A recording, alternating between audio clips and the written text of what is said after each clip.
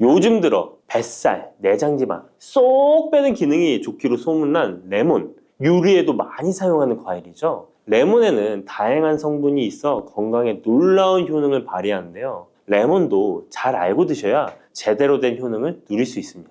잘못 드시면 오히려 몸에 독이 되는 경우도 많이 있거든요. 영상을 통해 레몬에 어떤 효능이 있는지, 어떻게 먹어야 되는지, 함께 먹으면 보약이 되는 음식에는 어떤 것이 있는지, 그리고 레몬 드실 때 주의할 점까지 레몬에 대한 모든 것 알려드릴게요. 레몬은 다이어트뿐만 아니라 당뇨 예방과 관리에도 아주 탁월한 효능이 있습니다. 최근 연구 결과에서 레몬에 들어있는 비타민C와 풍부한 식이섬유, 각종 무기질과 구연산이 혈당 조절에 효과가 있어 당뇨 예방에 도움이 될 수 있고 지방을 분해해주는 효능이 있어 다이어트에도 도움이 된다고 발표했습니다. 또한 레몬은 독소를 배출해주는 효능이 있어 우리 몸의 신진대사를 원활하게 해줘 몸 안에 칼로리를 소모하는데 도움이 되고, 이는 몸의 붓기를 빼고 체중을 줄이는데 도움이 될 수 있습니다. 그럼 레몬의 효능에 대해 좀 더 자세히 알려드릴게요. 12주 동안 진행된 연구에서 고지방 식단에다가 레몬 껍질에 함유된 페놀을 함께 섭취한 설치류는 고지방 식단만 섭취한 설치류보다 체중이 감소했다는 것을 발표했습니다. 또한 체질량 지수가 높은 한국 여성을 대상으로 한 실험에서 레몬 다이어트를 시행한 결과 그렇지 않은 사람들에 비해 체중과 허리둘러가 줄어들었을 뿐만 아니라 인슐린 저항성까지 좋아진 결과를 볼 수 있었고요. 레몬 껍질은 이런 독소를 배출하는 효능뿐만 아니라 변비를 해결하는 데에도 탁월한 효과가 있습니다.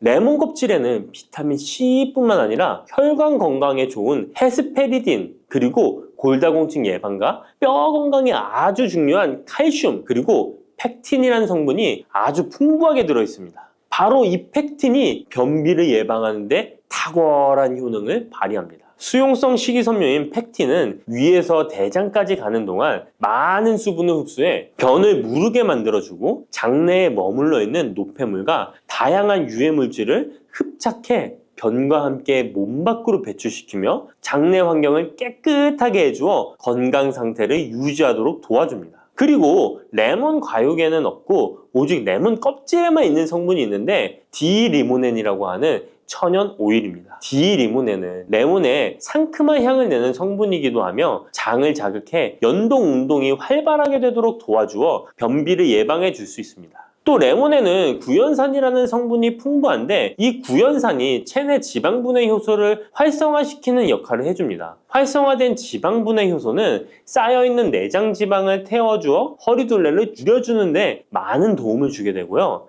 아침에 일어나자마자 공복에 레몬수를 마시면 체내의 대사 기능이 활발해져 몸 안에 에너지 소비가 활성화됩니다. 대한비만학회에서 발표한 연구 결과 레몬수를 섭취한 그룹이 그렇지 않은 그룹보다 내장 지방이 더 많이 감소했다는 것을 확인할 수 있습니다. 또한 레몬에 들어있는 성분들은 뇌졸중의 위험을 줄여주는데 도움이 될 수 있습니다. 한 연구에 따르면 감귤류에 함유되어 있는 플라보노이드는 여성의 허혈성 뇌졸중 위험을 낮추는데 도움이 될 수 있다고 발표했습니다. 허혈성 뇌졸중은 가장 흔한 유형의 뇌졸중인데 혈전 때문에 뇌로 가는 혈액의 흐름이 방해되면서 발생할 수 있습니다. 플라보노이드가 함유된 음식을 장기간 섭취하면 이런 심혈관 질환뿐만 아니라 각종 암을 예방하는 데 도움이 될 수 있다고 하는데요. 레몬에는 이런 플라보노이드와 함께 강력한 항산화 작용을 하는 비타민 C가 풍부합니다. 이 항산화 작용으로 세포 손상을 방지하고 암세포를 억제하는 항암 효과를 가지는 것이고요. 또한 레몬은 피부 미용에도 좋은데요. 피부색을 건강하게 해주는데 탁월한 효능이 있습니다. 비타민 C는 콜라겐을 형성하는 데 중요한 역할을 해주고 피부를 환하게 해주며 잡티를 제거해 주는데 효과가 있기 때문이죠. 그리고 레몬의 놀라운 효능 중 하나는 당뇨를 예방, 개선하는 데 탁월하다는 겁니다. 레몬에는 헤스페리딘이라는 플라보노이드 성분이 들어있습니다. 이 헤스페리딘은 인슐린 감수성을 높이는 데 도움을 주는데요. 인슐린 감수성이 좋아야 혈당이 잘 조절되는데 당뇨가 발병하면 이 감수성이 떨어지면서 인슐린 저항성이 생기게 됩니다. 헤스페리딘이 인슐린 저항성을 개선하는 데 많은 도움을 주게 됩니다. 또한 레몬에는 많은 양의 항산화 물질들이 들어있습니다. 비타민 C뿐만 아니라 폴리페놀, 폴라보노이드 등 다양한 물질들이 혈당으로 인해 공격받고 상처난 세포들을 보호해주는데 장의 베타세포를 보호해주는 것이 아주 중요한 효능입니다. 베타세포는 인슐린을 분비하는 세포인데 당뇨가 생기면 가장 먼저 타격을 받게 됩니다. 레몬을 통해 베타세포를 보호하여 당뇨를 예방할 수 있게 되는 것이죠. 이 레몬을 복용하는 가장 좋은 방법은 바로 레몬수입니다. 그럼 레몬수를 만드는 방법을 바로 알려드릴게요. 깨끗하게 씻은 레몬 1개와 물 1리터를 준비해주세요. 레몬은 양끝 부분은 쓴맛이 나기 때문에 잘라주시고 레몬의 씨는 제거해도 되고 그냥 두셔도 됩니다. 적당한 크기로 자른 레몬을 80도 정도의 뜨거운 물에 넣어줍니다. 충분히 우려내 주시면 레몬물 완성입니다. 물의 온도별로 레몬물의 항산화 능력이 어느 정도 차이가 나는지 실험을 한 결과 80도 이상의 뜨거운 물에서 가장 높은 항산화 효과가 나타났다는 발표를 한 적이 있습니다. 레몬의 제대로 된 효능을 얻기 위해서는 레몬물을 만들 때 꼭 뜨거운 물로 레몬을 우려내 주시기 바랍니다. 레몬물은 실온에서 어느 정도 식힌 후 미지근해졌을 때 마시면 됩니다. 레몬의 산미가 강해 드시기 힘드신 분들은 물을 충분히 더 희석하여 드시다가 적응이 되면 물의 양을 줄이시면 됩니다. 이런 레몬수를 만들어 드실 때 주의할 점이 있는데요. 첫 번째는 반드시 충분한 양의 레몬을 넣어야 한다는 것입니다. 레몬수를 만들 때 레몬 자른 것 몇 조각을 넣어 드시는 경우가 있는데 이 정도는 충분하지 않습니다. 물 1리터에 레몬 1개 정도 우려서 드셔야 레몬의 효과를 볼 수 있습니다. 두 번째는 설탕을 넣으면 안 된다는 것입니다. 레몬의 신맛이 강해 먹기 힘든 분들이 종종 설탕을 넣어 드시는데 그렇게 하시면 오히려 우리 몸에 독이 됩니다. 레몬수의 맛을 위해 설탕을 넣다 보면 설탕을 과하게 드실 수 있기 때문에 넣지 않는 것이 좋습니다. 그리고 세 번째는 레몬을 세척할 때 깨끗하게 하셔야 되는데요. 깨끗하게 세척한다고 식초, 베이킹소다를 많이 사용하시잖아요. 하버드 대학 연구 결과가 있는데요. 레몬은 물에 2분 정도 담가 두었다가 흐르는 물에 잘 씻어주면 농약은 100% 제거된다고 합니다. 그런데 일반적인 상식과는 달리 베이킹소다와 식초를 사용하게 되면 농약이 일부 남아있다는 것을 발표했습니다. 레몬을 세척할 때는 아무것도 넣지 않는 깨끗한 물을 사용하시기 바랍니다. 다음으로 레몬과 함께 먹으면 시너지 효과를 내는 음식을 알려드릴게요. 첫 번째는 바로 계피입니다. 레몬과 계피를 함께 사용하여 약으로 쓰기도 하는데요. 레몬과 계피를 함께 먹으면 면역 체계를 강화해 주는데 도움이 됩니다. 계피는 향긋한 향과 매운맛이 특징인데 소화를 도와줄 뿐만 아니라 혈당 조절에도 탁월한 효능이 있습니다. 또한 레몬에는 염증을 억제하고 수치를 줄여주는 산화 방지제가 풍부한데 레몬과 계피를 지속적으로 섭취하면 강력한 항염 작용이 나타나 관절염에도 많은 도움을 받을 수 있습니다. 또한 레몬과 계피는 다이어트에도 많은 도움을 줄 수 있는데요. 계피는 혈액 속에 인슐린과 탄수화물 수치를 조절해 복부에 지방이 쌓이지 않도록 도와주기 때문입니다. 그리고 레몬은 고구마와 함께 드셔도 좋은데요. 고구마는 베타카로틴, 비타민C, 식이섬유 등이 풍부하게 함유되어 있어 염증을 감소시키고 안구세포를 보호하는 효과가 있는데요. 항산화제인 베타카로틴이 매우 풍부해서 안구 건조증의 위험을 줄이고 눈 건강에 많은 도움을 줄 수 있습니다. 레몬도 비타민C와 다양한 항산화 물질을 함유하고 있어 함께 섭취하면 항산화 효과를 더욱 높일 수가 있겠습니다. 마늘이 몸에 좋다는 사실은 너무도 잘 알고 계시죠? 그런데 이것과 함께 먹으면 암과 치매에 걸린다니 깜짝 놀라셨나요? 아무리 몸에 좋은 마늘이지만 함께 먹으면 오히려 몸에 독이 되는 음식들도 있습니다. 그리고 마늘은 생마늘, 구운 마늘, 찐마늘, 절인 마늘, 흑마늘 등 먹는 방법이 다양하잖아요. 이렇게 먹는 방법에 따라서도 우리 몸에 주는 효능이 다르답니다. 여기서 잠깐! 마늘 껍질은 대부분 먹지 않고 버리시잖아요. 마늘 껍질 오늘부터 절대 버리지 마시기 바랍니다. 마늘 껍질을 왜 먹어야 하는지 그리고 어떻게 먹어야 하는지 알려드릴게요. 자, 그럼 마늘과 절대 함께 드시면 안 되는 음식과 마늘과 함께 드시면 좋은 음식, 그리고 마늘과 마늘 껍질의 효능까지 마늘에 대한 모든 것을 알려드릴게요. 마늘은 정말 우리나라 사람들이 좋아하는 식재료인데요. 한국농촌경제연구원이 발표한 자료에 의하면 우리나라 1인당 1년 동안 마늘 소비량이 7kg인데요. 놀라지 마세요.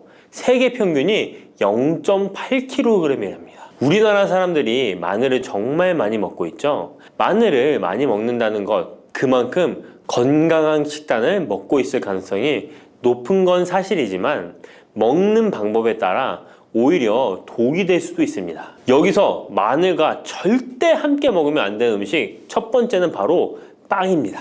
마늘빵 아시죠? 마늘이 발라져 있어 달콤 쌉싸름한 마늘 맛도 나고 향긋한 향도 좋아 즐겨 먹게 되는데요. 마늘이 있어서 몸에도 좋은 빵이라고 착각하고 즐겨 드실 수 있는데요. 마늘빵은 절대 드시면 안 됩니다. 왜냐하면 빵의 재료인 밀가루는 탄수화물이 주 성분인데요.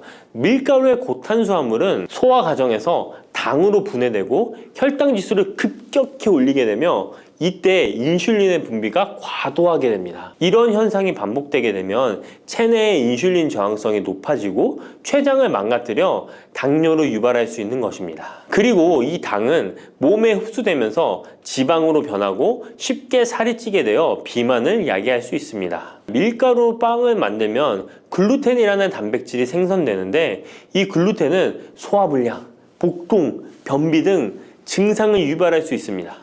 이뿐만 아니라 글루텐이 몸에 들어오면 장에서 에소루핀이라는 성분이 만들어지게 되는데 이 에소루핀은 중독성이 강해 밀가루 중독을 일으켜 빵 같은 밀가루를 과다 섭취하게 만든다는 것입니다. 마늘이 아무리 좋은 성분으로 항암작용, 항염증 작용을 한다고 해도 마늘빵으로 드신다면 아무 소용이 없는 것입니다. 그러면 마늘은 어떻게 먹어야 마늘의 효능을 극대화할 수 있을까요? 마늘은 생으로 드실 때도 물론 좋지만 익혀서 드실 때 더욱 좋습니다. 몸에 보약이 되는 마늘 먹는 법, 첫 번째는 마늘밥입니다. 국립농업과학원에 따르면 마늘의 S-알리시스테인 함량을 조리법에 따라 조사한 결과 생마늘일 때 S-알리시스테인 함량이 2.77mg 정도 되었고 삶기 시작한 후 30분이 지나면 4.92mg이 되었으며 1시간이 지났을 때 9.16mg으로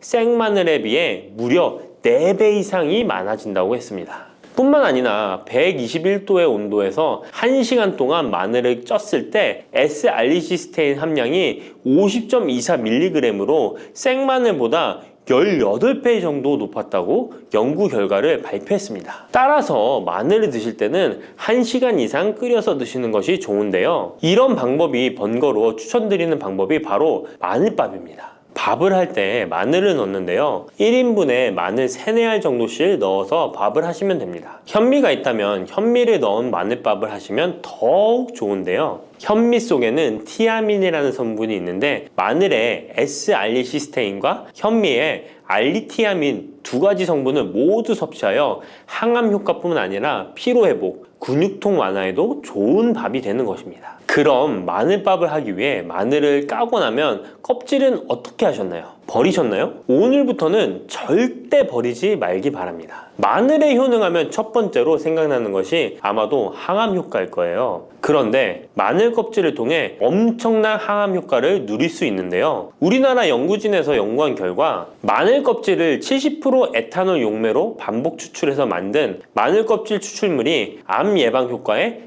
탁월한 효능이 있다고 발표되었습니다. 특히 유방암, 위암, 간암, 대장암, 폐암, 세포뿐 아니라 다양한 암세포에 대한 억제 효과가 있다고 했는데요. 그 중에서도 유방암 세포의 증식을 억제하는 데 효과가 가장 높았다고 합니다. 마늘 껍질의 두 번째 효능은 바로 심혈관을 튼튼하게 한다는 것입니다. 마늘 껍질은 마늘 알맹이보다 식이섬유가 4배, 폴리페놀이 7배나 많게 함유되어 있는데요. 식이섬유는 혈관 내에 나쁜 콜레스테롤을 흡착해 몸 밖으로 배출하는 데 도움을 주고 항산화 성분인 폴리페놀은 콜레스테롤이 산화되는 것을 막아 나쁜 콜레스테롤이 만들어지는 것을 방지하는 데 효능이 있는 아주 중요한 성분입니다. 마늘 껍질에 함유된 알리신 성분은 혈중 지지를 낮춰 콜레스테롤과 중성지방을 낮추는 데 효과적인 성분입니다. 이를 통해 동맥경화를 방지하는 데 도움을 주어 심혈관 질환을 예방하는 데 좋은 성분인 것입니다. 또 마늘 껍질을 말려 분말로 만들어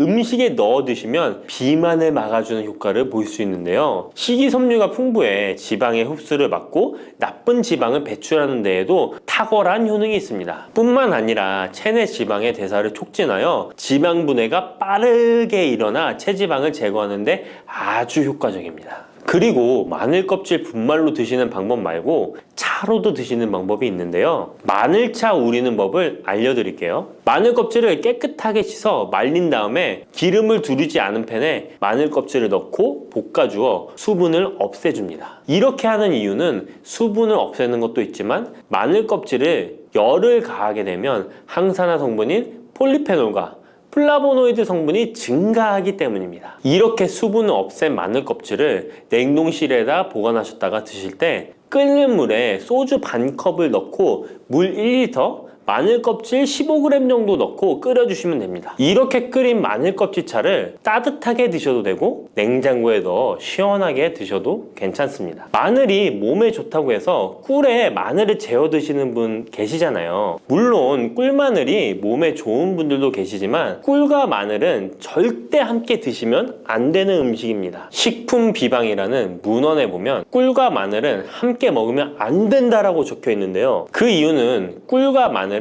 둘 다 열을 내는 뜨거운 음식이기 때문입니다. 꿀과 마늘을 함께 먹게 되면 체질이 맞지 않는 경우에는 부작용이 클 수 있기 때문입니다. 체질에 맞지 않는 분들이 이 꿀마늘을 드시게 되면 눈의 충혈이 잦아지고 노화가 빨라질 수 있습니다. 돋보기를 빨리 쓸 수 있게 된다는 거죠. 또한 두통이 생기며 피부에도 트러블이 생기는 부작용도 있으니 꼭 기억하시기 바랍니다. 당 섭취에 주의하셔야 하는 당뇨, 고지혈증을 갖고 계신 분들이나 암 환자분들은 절대로 꿀마늘을 드시면 안 됩니다. 그렇다면 마늘을 또 어떻게 드시는 것이 좋을까요? 바로 다양한 쌈채소와 함께 드시는 것을 추천드립니다. 마늘의 매운맛을 내는 알리신 성분이 혈관을 건강하게 하여 암을 예방하고 쌈채소를 통해 다양한 비타민과 무기질을 섭취하며 풍부한 항산화 물질도 섭취해 활성산소를 제거하고 혈관을 깨끗하게 해 노화를 방지하고 활력이 넘치는 건강한 몸이 될 수 있는 것이죠. 그런데 마늘을 반찬으로 만들어 드실 때 절대 드시면 안 되는 것이 있습니다. 그것은 바로 마늘장아찌입니다. 아니, 마늘장아찌가 왜? 라고 의문이 생기는 분들이 계시죠? 모든 마늘장아찌가 안 된다는 것이 아니라 설탕이 많이 들어간 마늘장아찌는 만들어 드시면 안 됩니다. 시중에 판매되는 마늘장아찌에는 설탕이 많이 들어가 있을 가능성이 높으니 절대 드시지 않기를 바랍니다. 몸에 좋은 마늘도 설탕과 함께 먹으면 오히려 독이 되는데요. 설탕이 많이 함유된 마늘장아찌를 드시게 되면 혈당이 급격하게 오르고 인슐린 저항성이 높아지며 혈액 속에 중성지방이 많아져 혈액을 끈적하게 만들게 됩니다. 또한 설탕을 많이 섭취하게 되면 뇌에서 기억력을 담당하는 해마의 크기를 줄어들게 해 기억력을 감퇴시키고 나아가 치매를 일으킬 수도 있습니다. 집에서 마늘장아찌를 담가 드실 때는 설탕을 넣지 말고 건강한 식재료만을 사용하시는 것이, 마늘을 건강하게 드실 수 있는 또 다른 방법은 흑마늘을 추천드립니다. 마늘에 열을 가하면 마늘색이 점점 짙어져 결국 까맣게 변하는 흑마늘이 되는데요. 그 이유는 마늘 속에 있는 당류와 단백질인 아미노산이 반응하여 갈색을 띠는 멜라노이딘 색소가 만들어지기 때문입니다. 이 반응을 마이야르 반응이라고 하죠. 고기를 구우면 빨간색의 고기가 점점 희어지다 갈색으로 변하는 반응과 같은 원리인 것입니다. 이렇게 흑마늘을 만들게 되면 생마늘보다 S알리스테인 성분이 5배가 많아질 뿐만 아니라 새로운 항산화 물질들이 많이 만들어지게 됩니다. 항암 효과가 뛰어난 폴리페놀이 생마늘에 비해 4배 이상 많아지고 유액 분비를 촉진해 소화를 잘 되게 하는 효능도 있으니 잊지 마시고 흑마늘을 만들어 주시기 바랍니다. 마늘은 또 요리할 때 많이 사용하는 재료인데요. 마늘을 얇게 썰어 기름에 튀긴 마늘튀김을 절대 드시면 안 됩니다. 기름에 마늘을 튀기면 마늘 향도 좋고 마늘의 매운맛은 없어지고 단맛은 좋아져 남녀노소 좋아하는 식재료가 되는데요. 뜨거운 기름에 튀긴 마늘은 우리 몸에 좋은 항산화, 항암 물질들을 파괴하고 몸에 안 좋은 탄수화물만 남은 음식이 됩니다. 마늘을 튀길 때 사용하는 기름은 오메가6 지방산이 많은 식용유를 사용하게 되는데요. 이런 기름을 많이 먹게 되면 몸 안에 지방산 불균형이 일어나 염증 수치가 높아질 수 있습니다. 튀긴 마늘을 섭취하게 되면 당 독소 또한 높아져 결국 우리 몸에 인슐린 저항성이 높아지는 악영향을 주는 것이죠. 만약 기름에 튀긴 마늘을 드시고 싶다면 한 가지 방법이 있는데요. 그것은 올리브유를 사용하시고 불을 오래 가열하지 말고 살짝만 가열하여 마늘도 튀기듯이 오래 하지 말고 살짝만 익혀서 드시면 향도 좋고 몸에도 좋은 마늘을 드실 수 있습니다. 올리브유를 이용한 마늘을 드시는 방법 하나 더 알려드리겠습니다. 그것은 올리브유에 마늘을 재워 먹는 방법인데요. 먼저 마늘을 끓는 물에 넣어 5분 정도 데쳐주시고요. 소독된 병에 마늘을 담고 올리브유를 가득 담아줍니다. 이때 통후추를 조금 넣어주면 풍미를 더욱 높일 수 있습니다. 올리브유와 마늘이 만나 항산화 성분, 항암 물질이 극대화되어 혈관을 튼튼히 하고 혈전의 생성을 막고 혈류를 원활하게 하여 치매를 예방하고 심장마비와 뇌졸중까지 예방할 수 있는 보약이 되는 것입니다. 이렇게 만든 마늘 올리브유 절임은 반찬으로 드셔도 좋고 생선 요리를 할 때 이 마늘을 으깨어 생선에 발라주면 생선 비린내를 잡아줄 뿐만 아니라 마늘과 올리브유의 풍미가 더해져서 더욱 맛있는 요리가 될 수 있습니다. 이렇게 좋은 마늘도 드실 때 주의하셔야 할 분들이 계신데요. 마늘의 효능 중에 혈전을 제거하고 혈류를 원활하게 하는 효능이 있었잖아요. 이런 효능이 혈액을 묽게 만들기 때문인데요.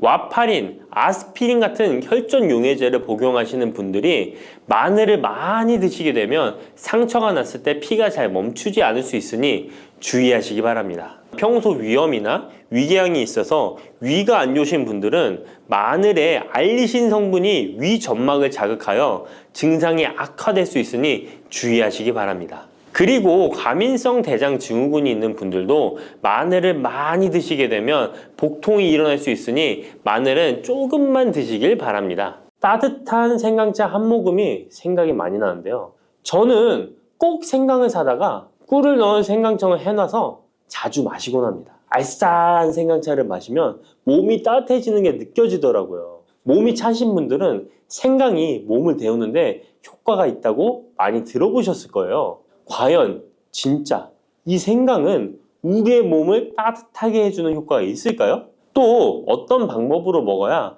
효과가 좋을지 같이 알아볼게요. 생강은 다양한 건강 효능을 가지고 있어 요즘 많은 사람들이 주목하는 식품 중 하나인 거 알고 계시나요? 생강은 우리 몸에 여러 가지 유익한 성분들이 함유되어 있는데요. 그 중에서도 진저론, 쇼가올, 진저롤 성분들은 생강의 특유의 매운맛과 향을 내는 성분들이기도 합니다. 특히 이 성분들은 노년층에게도 유익한 성분이라서 건강관리에 큰 도움이 될 수 있는데요. 주목할 만한 생강의 대표적인 성분 3가지 바로 소개해 드릴게요. 생강의 첫 번째 성분은 진저론입니다. 진저론은 생강에서 가장 대표적인 활성 성분으로 생강의 매운맛과 특유의 향을 담당하고 있는데요. 진저론은 항산화 효능이 뛰어나며 세포 손상을 막아주고 노화를 예방하는 데 도움이 됩니다. 또한 진저론은 소염 작용을 가지고 있어 염증을 줄이고 통증 완화에도 효과가 있는데요.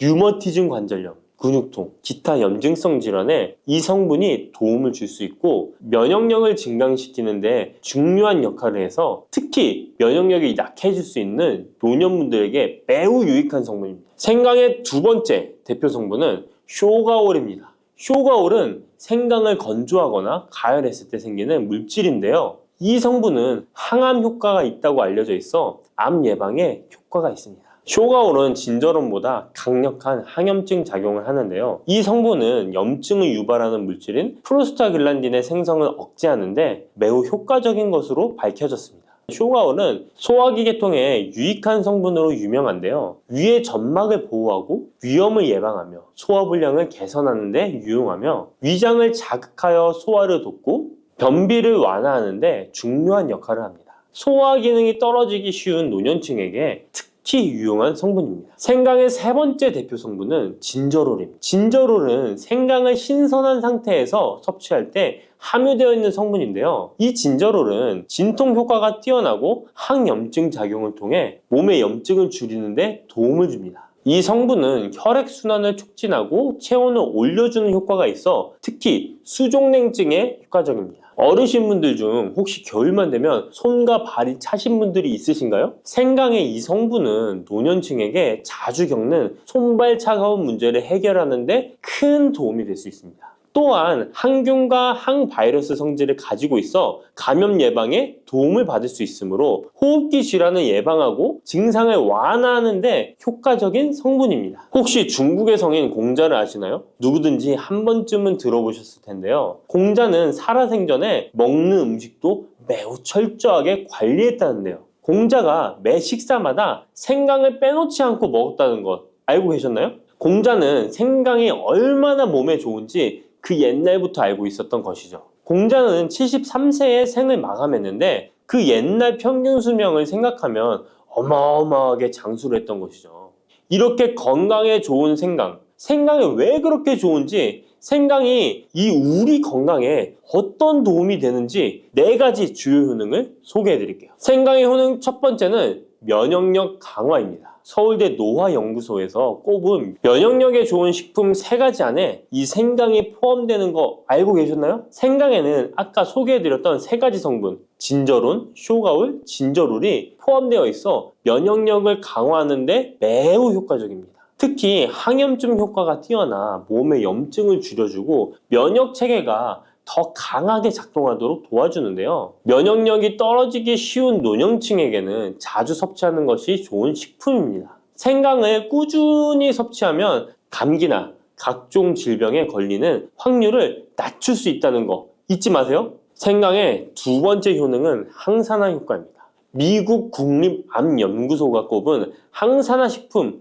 1등급인 생강은 진저론과 쇼가올 같은 성분이 포함되어 있는데요. 이 성분들은 강력한 항산화 효과를 가지고 있으며 이 항산화 물질은 우리 몸에서 자유 라디칼이라는 유해 물질을 제거해 주어 노화, 염증, 심혈관 질환과 각종 질병을 예방하는 데 중요한 역할을 합니다. 특히 생강은 세포의 산화 스트레스를 줄이고 피로 회복과 노화 방지에 효과적이어서 건강한 노년을 위해 꼭 필요한 식품이라고 할 수 있죠. 생강의 세 번째 효능은 바로 수족냉증 완화입니다. 수족냉증은 특히 노년층에게 흔하게 나타나는 증상 중 하나인데요. 손발이 차가워지고 특히 겨울철에 더 불편함을 겪는 분들이 많으시죠. 생강은 혈액순환을 촉진시켜주는 효과가 있어 수족냉증을 완화하는 데 탁월합니다. 생강의 진저롤 성분이 체온을 높여주고 혈관을 확장시켜서 손발이 따뜻해지는 데 도움을 줍니다. 또한 한의학에서는 생강이 몸의 찬 기운을 밖으로 내보내주고 또 몸 안에 열을 발산해주는 효능이 있다고 유명한데요. 우리 옛 조상부터 이 생강이 몸을 따뜻하게 해주는 효과가 있다는 것을 알고 있었던 것이죠. 생강의 4번째 효능은 소화불량 개선입니다.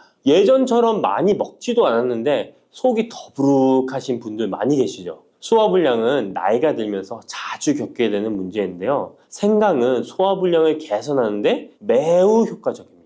생강에 포함된 쇼가올 성분은 위장의 운동을 촉진시키고 위염을 예방하는 데 도움이 되는데요. 또한 메스꺼움이나 구토 증상을 완화시켜주기 때문에 특히 소화기 계통에 문제가 있는 분들에게 좋습니다. 그런데 이렇게 좋은 생강 그냥 차로만 드시고 계시는 분 많으시죠? 각 방법은 그에 맞는 효능을 더욱 잘 발휘할 수 있기 때문에 여러 방법으로 생강을 활용하는 것이 좋습니다. 차로 드시는 것 말고도 여러 가지 섭취하는 방법에 대해 자세히 알려드릴게요. 첫 번째 방법은 가장 간단한 방법으로 생으로 먹는 것입니다. 생강을 얇게 썰어서 샐러드나 요리에 넣어 먹을 수 있는데요. 생으로 먹을 경우 생강의 모든 효능을 그대로 섭취할 수 있으며 항산화와 항염 효과를 가장 잘 느낄 수 있습니다. 물론 그 특유의 매운맛이 강하기 때문에 매운맛을 좋아하지 않는 분들은 식초에 절여주거나 물에 조금 담가 매운기를 확 빼고 드시거나 생으로 조금 먹는 것이 좋습니다. 두 번째 방법은 생강을 말려서 먹는 방법입니다.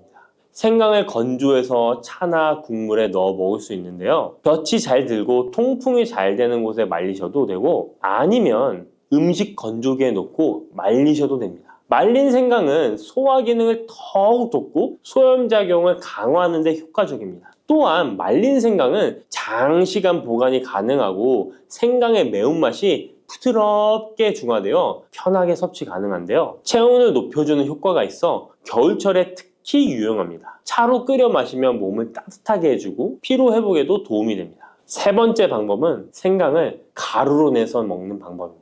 생강가루는 다양한 요리에 활용할 수 있고 특히 음료나 디저트에 넣어 먹기에 좋은데요. 혹시 진저맨 쿠키라고 들어보셨나요? 크리스마스에 자주 보이는 쿠키인데요. 외국에서는 진저맨 쿠키라고 쿠키 반죽에 생강가루를 넣어 겨울철 생강을 먹기 싫어하는 아이들에게 주는데요. 이렇게 가루 형태로 만들게 되면 생강의 매운맛을 부드럽게 즐길 수 있고 물에 타서 마시거나 다양한 요리에도 넣어 드실 수 있고 또한 소화 기능을 돕고 약간의 진통 효과까지 누릴 수 있습니다. 그냥 생강만 드시게 되면 너무 맵다고 하시는 분들 있으신가요? 혹시 생강의 향이 너무 강해서 조금 옅게 드시고 싶은 분도 있으실 텐데요. 그런 분들은 주목해 주세요. 생강과 잘 어울리는 식품 몇 가지 소개해 드릴게요. 생강과 잘 어울리는 식품 첫 번째는 레몬입니다. 레몬과 생강은 궁합이 아주 좋은데요.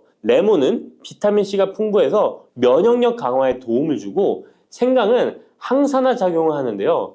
두 가지를 함께 섭취하면 서로 효과가 극대화돼서 특히 감기 예방에 탁월합니다. 또한 레몬은 소화 촉진에 도움을 주며 생강도 소화불량 개선에 뛰어난 효능이 있는데요. 이 둘을 함께 드시면 소화 기능이 개선되고 면역력 강화와 항산화 효과까지 배가 된다는 것 잊지 마세요. 생강과 레몬은 레몬 생강차나 레몬과 생강을 함께 넣은 샐러드로 드시는 것을 추천드립니다. 생강과 궁합이 좋은 식품 두 번째는 강황입니다. 강황은 생강과 함께 먹으면 항염증, 항암, 면역력 증진 효과가 매우 강력해지는데요. 강황의 주성분인 커큐민은 항염증과 항산화 작용이 뛰어나 생강의 진저론, 쇼가올, 진저롤과 함께 염증을 줄이고 세포 보호 효과를 극대화할 수 있습니다.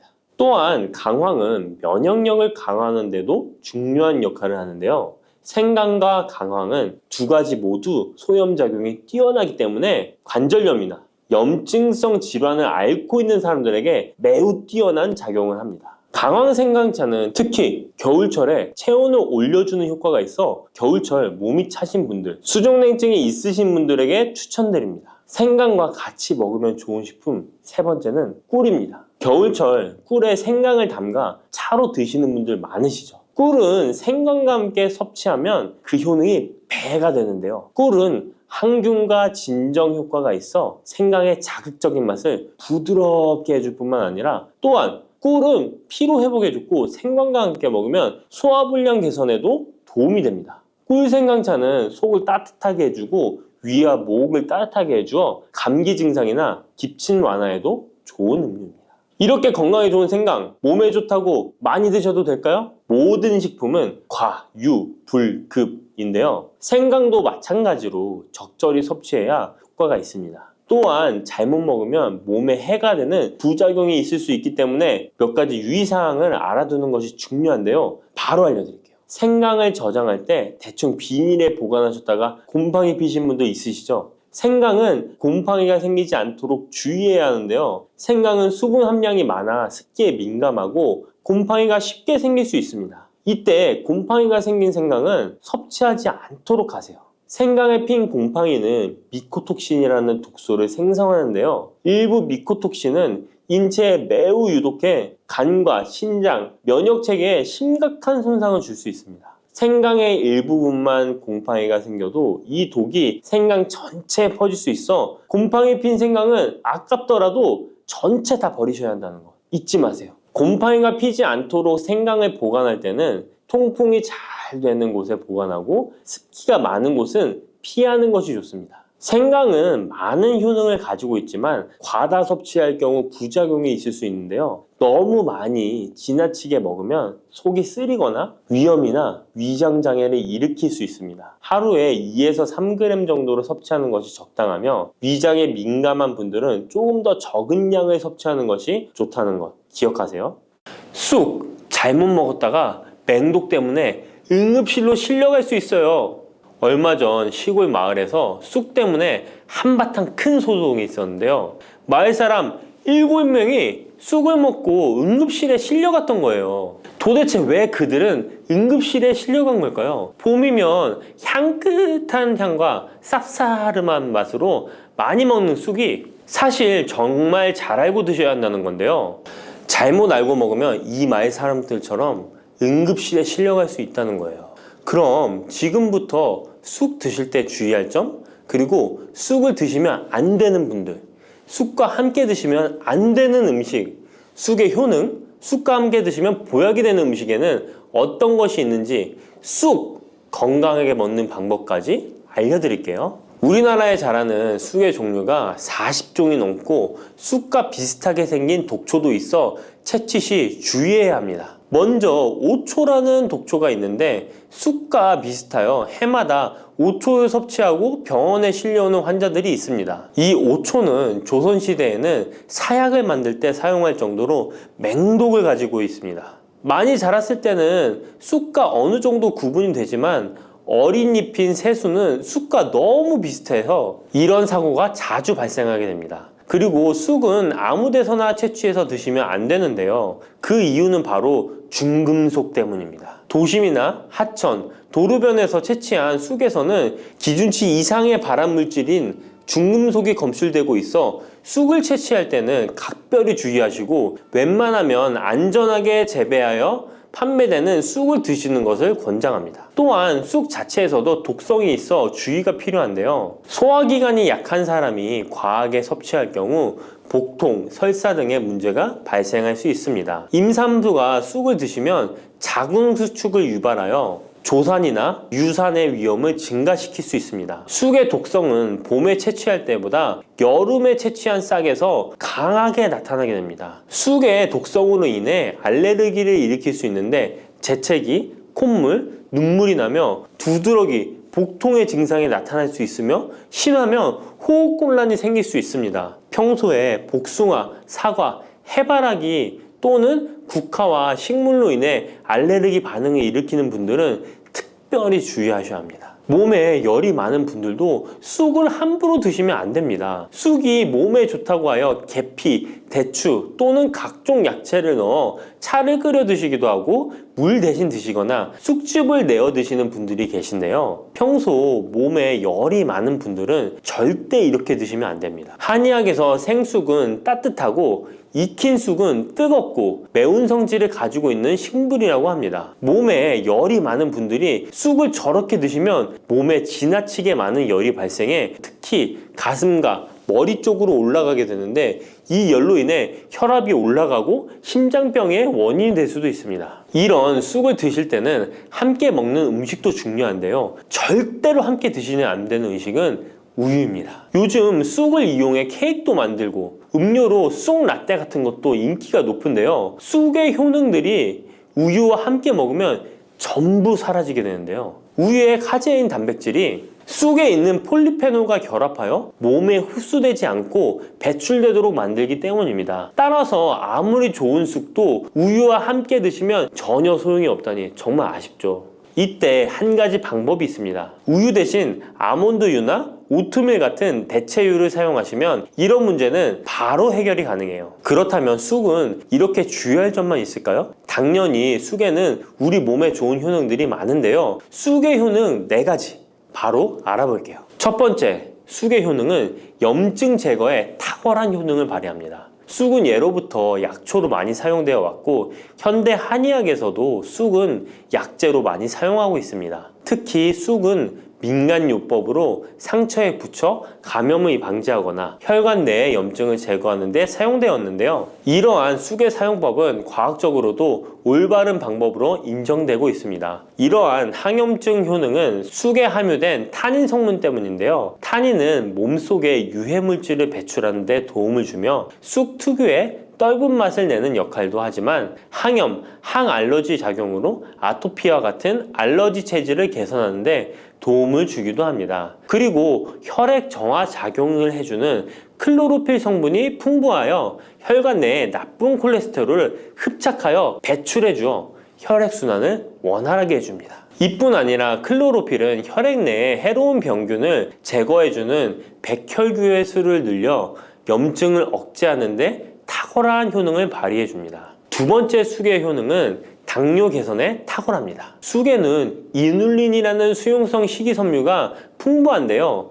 이 성분은 장에서 포도당의 흡수를 느리게 만들어 식후의 혈당이 급격히 오르는 것을 예방해 줍니다. 건강한 성인을 대상으로 한 최근의 한 연구에서는 이들이 쑥 추출물을 먹고 난 후에 식후 혈당이 눈에 띄게 낮아진 결과를 확인할 수 있었습니다. 그리고 클로로겐산이라는 성분이 많아 간에서는 포도당의 합성을 억제하고 근육에서는 포도당의 이용을 촉진해서 혈당 조절에 큰 역할을 해준답니다. 실제 연구에서도 클로로겐산은 공복 혈당과 당화혈색소가 크게 낮아지고 인슐린 감수성이 높아진 사실도 밝혀졌습니다. 그런데 이 두 가지 성분보다도 훨씬 더 중요한 것이 있는데요. 그것은 바로 시네올입니다. 시네올이 혈당 조절에 결정적인 역할을 하는데요. 췌장의 베타세포를 자극하여 인슐린 분비를 촉진시키며 말초 조직에서는 인슐린 감수성을 높이는 역할을 합니다. 시네올 말고도 쑥에는 이눌린, 클로로겐산, 폴리페놀 등 여러 생리활성 물질들이 복합적으로 작용해서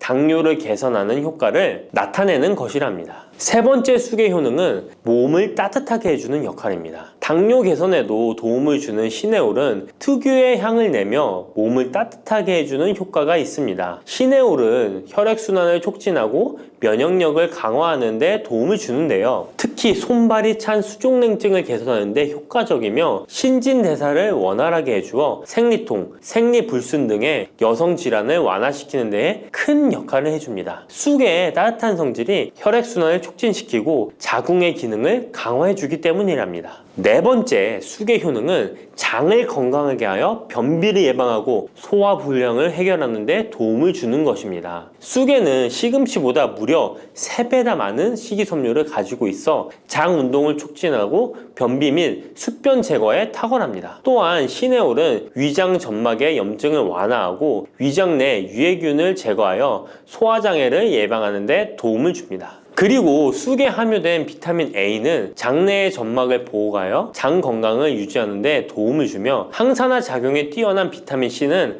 장내 유해균을 제거해 주어 장내 환경을 건강하게 해줍니다. 평소 소화가 잘 되지 않는 분은 쑥을 섭취하셔서 답답하고 더부룩한 증상을 해결하면 정말 좋겠죠? 근데 쑥을 드실 때 쑥만 드시는 게 아니잖아요. 다른 음식들과 같이 드시는데 쑥도 궁합이 맞는 음식이 따로 있다는 거 아시나요? 이렇게 몸에 좋은 쑥도 함께 드시면 보약이 되는 찰떡궁합 음식이 있습니다. 쑥과 함께 드시면 보약이 되는 첫 번째 음식은 쌀입니다. 쑥하면 생각나는 음식이 쑥떡 아닌가요? 어릴 적 쑥개떡을 맛있게 먹었던 기억이 있는데요. 쑥떡은 우리나라 사람들에게 사랑받는 음식입니다. 많은 분들이 나이가 들며 당뇨도 많이 생기고 혈당이 오르는 것을 염려하여 쌀밥을 줄이시는 경우가 많이 있는데요. 쌀은 우리 식단에서 빼놓을 수 없죠. 쌀은 70% 이상이 녹말로 구성되어 있어 우리 몸에 필요한 에너지를 제공하는 핵심 원료입니다. 이 녹말은 우리 몸에 거의 완벽하게 흡수되는데요. 쌀에는 6% 이상의 단백질도 함유되어 있어 근육에 필요한 활력과 에너지를 보충해주는 역할도 합니다. 하지만 쌀에는 지방, 식이섬유, 미네랄, 비타민이 다소 부족하다는 단점이 있는데 쑥과 함께 드시면 이런 문제는 바로 해결됩니다. 쑥은 칼슘이 풍부하여 뼈를 튼튼하게 할 뿐만 아니라 많은 비타민을 갖고 있어 쌀의 부족함을 채워줍니다. 두 번째, 쑥과 함께 드시면 보약이 되는 음식은 브로콜리입니다.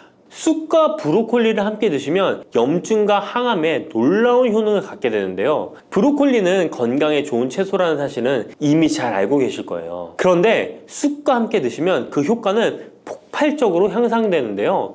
우선 철분의 흡수율이 2배 이상 높아집니다. 특히 철분이 부족한 산모뿐만 아니라 모든 연령대의 여성들에게 좋은 식품이 됩니다. 그리고 서로의 무기질과 비타민의 구성이 좋아 염증 해소에 정말 대단한 시너지 효과를 발휘하게 되는데요. 혈액이 산성화되어 염증이 생기는 것을 원천 차단해주고 세균에 대한 저항력도 길러주어 최고의 항암 식품이 된답니다. 쑥과 브로콜리의 식이섬유가 함께 작용하면 놀라운 효능을 발휘합니다. 쑥에는 아테미신산이라는 식이섬유가 풍부한데 이 성분이 간에서 중성지방의 대사를 원활하게 하는데 도움을 줍니다. 이렇게 되면 지방간도 해결되며 몸에 지방이 저장되는 것을 막아주어 다이어트와 붓기 제거, 특히 뱃살 제거에 탁월합니다. 세 번째, 쑥과 함께 드시면 보약이 되는 음식은 계란입니다. 쑥과 함께 계란을 드시면 나이가 들면 많이 생기는 신경통과 손발 저림 증상을 해결할 수 있습니다. 특별히 여성들에게 도움이 많이 되는데요. 쑥의 따뜻한 성질로 인해 혈액순환이 잘 되고 몸의 붓기와 독소를 제거해주는 효과가 좋아 신경통, 저림 같은 증상을 진정시키는데 놀라운 효능을 발휘하는 것입니다. 계란의 단백질과 쑥이 만나 근육을 단단하게 만들어줍니다. 계란에는 단백질과 항산화 성분이 풍부하지만 비타민C가 부족한데 쑥에 많은 비타민C가 있어 계란의 부족한 부분을 채워줍니다. 쑥의 칼륨과 미네랄은 혈액 속에서 세포의 균형을 지켜주고 폐를 정화하여 폐 질환도 완화시켜줍니다. 또한 골다공증과 같은 뼈 질환을 예방해주기도 합니다. 그리고 쑥과 계란을 함께 드시면 뇌 건강에도 좋은데요. 계란의 콜린과 쑥의 비타민이 함께 기억력과 인지 능력을 향상시켜주고 뇌세포를 보호하여 치매를 예방해줍니다. 네 번째, 쑥과 함께 드시면 보약이 되는 음식은 콩나물입니다. 콩나물과 쑥은 식이섬유와 필수 아미노산이 풍부하여 소화 기능을 강화시키는데 탁월한 시너지를 발휘합니다. 콩나물에는 다양한 비타민과 미네랄이 풍부하여 자연적인 비타민 보충제 역할을 합니다. 콩나물에는 지방이 적지만 이를 쑥과 함께 섭취함으로써 체내의 염증을 줄이고 면역력 강화에 필요한 비타민C와 비타민 E를 보충할 수 있습니다. 쑥과 콩나물을 함께 드시면 피부 건강에도 매우 유익합니다. 콩나물이 함유된 실리카와 쑥의 비타민이 함께 작용하여 피부 탄력과 보습을 개선할 뿐만 아니라 노화를 예방하니 정말 좋은 궁합인데요. 쑥과 함께 먹으면 좋은 음식은 이렇게 많은데요. 그렇다면 쑥은 어떻게 먹어야 건강하고 맛있게 먹을 수 있을까요? 쑥떡 같은 음식은 이미 잘 알고 계시죠? 쑥을 잘 세척하여 말린 다음에 가루로 만들어 두시면 여러 요리에 사용하기 편리하고 오랫동안 보관하기에도 좋아요. 요거트에 쑥가루를 섞어 드시면 혈당 관리와 더불어 장 건강에도 도움이 됩니다. 밥 지을 때 잡곡과 함께 쑥을 넣어도 좋고 쑥 부침개, 쑥 전병 등을 만들어 드셔도 맛과 향이 좋습니다. 계란물에 쑥가루를 넣어 계란말이를 해 드셔도 되고 계란찜이나 계란국에 쑥을 넣어 드셔도 됩니다. 계란찜이나 계란말이를 만들 때 브로콜리까지 넣어 드시면 건강에 더욱 좋은 음식이 된답니다.